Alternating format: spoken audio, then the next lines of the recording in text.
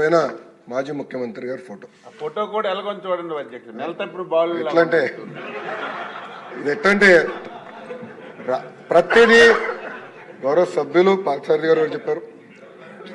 చివరికి డిక్షనరీ కూడా వదిలిపెట్ల, అక్కడ కూడా మాజీ ముఖ్యమంత్రి గారు ఫోటో. అధ్యక్ష గుడ్డు కూడా వదిలిపెట్టలేదు అధ్యక్ష. పాపం గుడ్డు ఏం పాపం చేసిందో కానీ రాజశేఖర రెడ్డి గారి పేరు అధ్యక్ష. వైఎస్ఆర్ ఎస్పీ గుడ్డు పైన కూడా స్టాంప్. అంటే కోడి గుడ్డుని కూడా చివరికి ప్రభుత్వం బ్రాండింగ్ వదిలిపెట్టారు. ఇదే అయిపోయింది. నెక్స్ట్ వస్తాను అధ్యక్ష. బ్యాగ్ అధ్యక్ష, బ్యాగ్ పైన కూడా ఆయన పేరు అధ్యక్ష. బ్యాగ్ పైన కూడా ఇక్కడ ఆయన పేరు పెట్టుకున్నారు అధ్యక్ష. అంటే ఎంత అన్యాయం ఒకసారి గౌరవ సభ్యులందరూ గమనించాలి. అంటే ఎక్కడ చూసినా ముఖ్యమంత్రి గారి పేర్లు పెట్టాలా, పార్టీ రంగులు పెట్టుకోవాలా, ఇదే లక్ష్యంతో గత ప్రభుత్వం పనిచేసినట్టు. అంటే ఒక ప్రాపగాండా మెషిన్గా గత ప్రభుత్వం ఈ వ్యవస్థని వాడింది అధ్యక్ష. ఈరోజు నిజంగానే నేను ఇంకో పక్కన అధ్యక్ష క్లాత్ కూడా చూడాలి అధ్యక్ష. ఇది వన్ సైడ్ ప్రింటింగ్ చేస్తాయి బట్ అధ్యక్ష. దీనివల్ల ఏంటంటే ఒక్క సంవత్సరం తప్ప మళ్ళీ రాదు. ఒక్క సైడే ప్రింటింగ్ చేశారు, నాణ్యత లేని బట్ట. అంటే బ్రీదబిలిటీ చాలా తక్కువ ఉంటుంది అధ్యక్ష. ఇది చేశారు అధ్యక్ష. ఇదంతా చూసిన తర్వాత నేను మన ప్రభుత్వం అంటే కూటమి ప్రభుత్వ అధికారంలోకి వచ్చిన వెంటనే ఒక నిర్ణయం తీసుకున్నాం. ఒకటి, ఈ కిట్స్కి ఎట్టి పరిస్థితుల్లో రాజకీయ నాయకులు పేర్లు పెట్టుకోకూడదు, ఏ పార్టీ రంగులు కూడా ఉండకూడదని నిర్ణయం తీసుకున్నాను అధ్యక్ష. అది నేను చాలా స్పష్టంగా మీ అందరికి చూపిస్తాను. అంతేకాకుండా గొప్ప వ్యక్తులు డాక్టర్ సర్వేపల్లి రాధాకృష్ణ గారి పేరుతో ఈ కిట్ ఈరోజు మనం ఏర్పాటు చేసుకుంటున్నాం అధ్యక్ష. టెండర్లు పూర్తయినాయి. ఈరోజు మీ అందరి ముందర నుంచి నేను గర్వంగా చెప్పగలుగుతున్నా, ఒక స్టూడెంట్ కిట్లోనే రాబోయే 5 సంవత్సరాల్లో 300 కోట్ల రూపాయలు మన కూటమి ప్రభుత్వం సేవ్ చేసాం. అంటే 9.4% మనం సేవ్ చేసుకున్నాం అధ్యక్ష.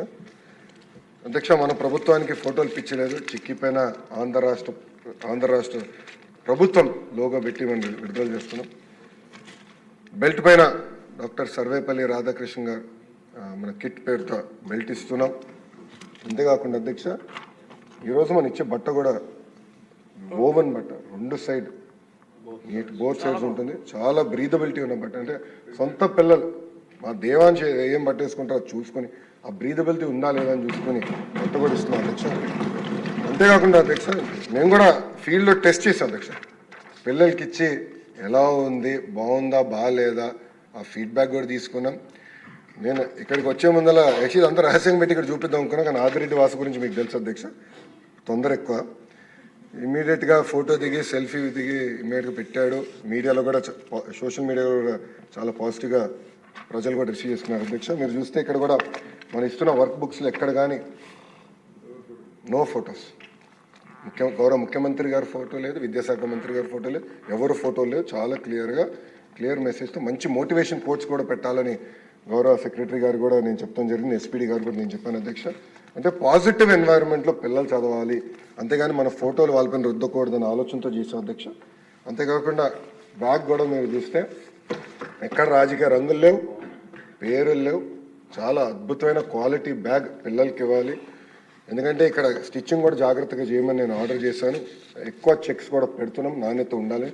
ఎందుకంటే నేను కూడా ఫీల్డ్కి వెళ్ళినప్పుడు అక్కడక్కడ ఈ హ్యాండిల్స్ కూడా జరుగుతుంది.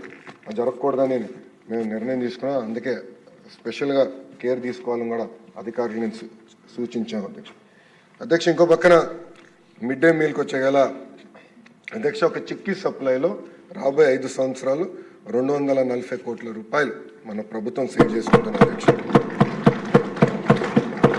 గుడ్డుల ట్రాన్స్పోర్టేషన్లో 144 కోట్ల రూపాయలు మన ప్రభుత్వం రాబోయే 5 సంవత్సరాలు సేవ్ చేయబోతుంది అధ్యక్ష. అంటే దాదాపు రాబోయే 5 సంవత్సరాల్లో 1000 కోట్ల రూపాయలు ఒక స్కూల్ ఎడ్యుకేషన్లో మన ప్రభుత్వం సేవ్ చేయబోతుందని గౌరవ సభ్యులకు నేను తెలుపుతున్నాను అధ్యక్ష. అంతేకాకుండా అధ్యక్ష పెద్ద మాటలు చెప్తారు. రేపేదో కార్యక్రమం పెట్టుకున్నారు ఆ పార్టీ వాళ్ళు. నేను సూటిగా ప్రశ్నించాలనుకుంటున్నాను అధ్యక్ష. గుడ్డుల సప్లైకి మీరు ఎందుకు 200 కోట్లు బకాయిలు పెట్టారు? చిక్కీ సప్లైకి 60 కోట్లు, చివరికి ఆయా నైట్ వాచ్మెన్ వాళ్ళకి ఇవ్వాల్సిన జీతాలు 65 కోట్లు, క్లీనింగ్ మెటీరియల్స్ 22 కోట్ల అధ్యక్ష. అంటే సుమారుగా 352 కోట్ల రూపాయలు బకాయిలు పెట్టిపోయారు. ఆ బకాయిలంతా కూటమి ప్రభుత్వం తీర్చింది అధ్యక్ష. అధ్యక్ష, ఈరోజు మాధవి గారు చాలా స్పష్టంగా బైజూస్ కంటెంట్ గురించి కూడా చెప్పారు అధ్యక్ష. బైజూస్ కంటెంట్ గురించి కూడా చెప్పారు అధ్యక్ష. అధ్యక్ష, గత ప్రభుత్వం ఏదైతే ఐప్యాడ్స్ ఇచ్చారో అది అందరికీ తెలిసిన విషయం, ఇచ్చారు, దాంట్లో ఎలాంటి సందేహం లేదు. కానీ అన్సూపర్వైజ్డ్ టెక్నాలజీ పిల్లల చేతిలో పెట్టకూడదు. స్వయంగా ఉపాధ్యాయులు తల్లిదండ్రులు నా దగ్గరకు వచ్చి అయ్యా బాబు మాకు ట్యాబ్లు ఇవ్వద్దు, కంప్యూటర్ ల్యాబ్లు ఏర్పాటు చేయండి, సూపర్విజన్ ద్వారా చేయండి అని చెప్తాం జరిగింది అధ్యక్ష. ఈరోజు నాకు కూడా 9 సంవత్సరాల పిల్లడు ఉన్నాడు ఇంట్లో.